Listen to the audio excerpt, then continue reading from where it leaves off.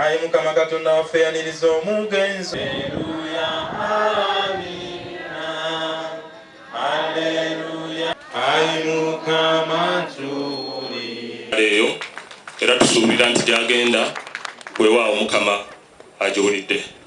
Bakungubazi mwebireka abantu abalabe bobuli butono bangavu ng'ayina n'ababiri be yaleka mu kyalo tugaye nti eno ekalagala bwe yabayita taata tutawaana ffe tumanyi value afuba eggulu y'empeera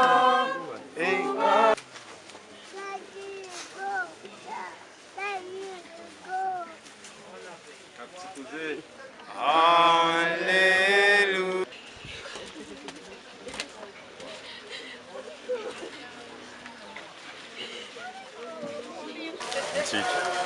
Situmanyi kiseera nakabanga kyonna Omukama lwatutwalira okufa kutuyenjebwa nesu kutumalaamu ssuubi.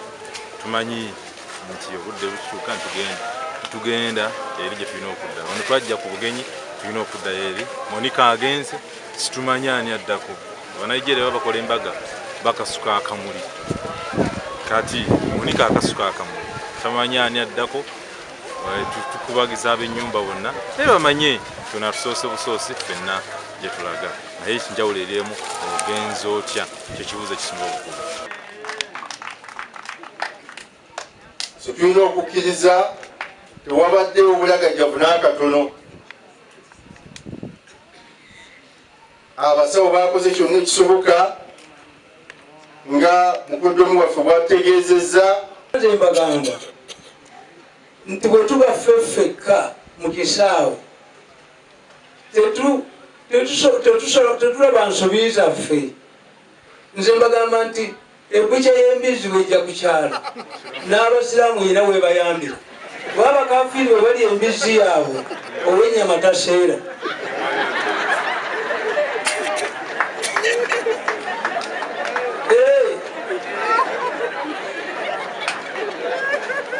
Kakati bwe ntunuulidde ku malaalo wali we tuziika nze nawo abaana abo ono waakusa sigani ne bannange bafunewo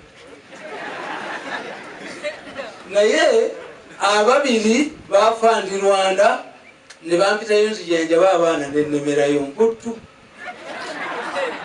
Kakati ono bankubye n'akaama wano nti ssebo tozingiza omukono mukube embooko. Omukono mukube embooko sigale akubye mukazi muwala wange n'amutta n'emmotoka yange ngiyita Mumiransozi ebeera mu Fuulu n'embooko.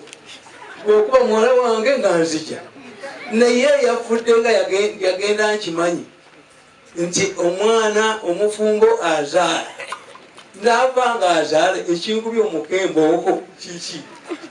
Leero abaana ba maama kaakati bagenda kuyitibwa bamulekwa. Mukoddomi wange kaakati Ssemwandu. Okufa kukyusa titles ate era kukyusa bingi. Munywanyi wange Chairman Nyanzi janguko wano kubanga bwe twakola ffenna nsooka abansereko. Naye ffe eno ewaffe bajjajjaffe bano baatugamba nti teri kisinga mukwano. Ate mukwano gwo mwennyini omulaba ofunye ebizibu. Bangi mu ssanyu bayinza okwettanira ne bakutuuma amannya agawaana wamu n'agasuuta naye mu bizibu mw'omanyira mikwano gyo.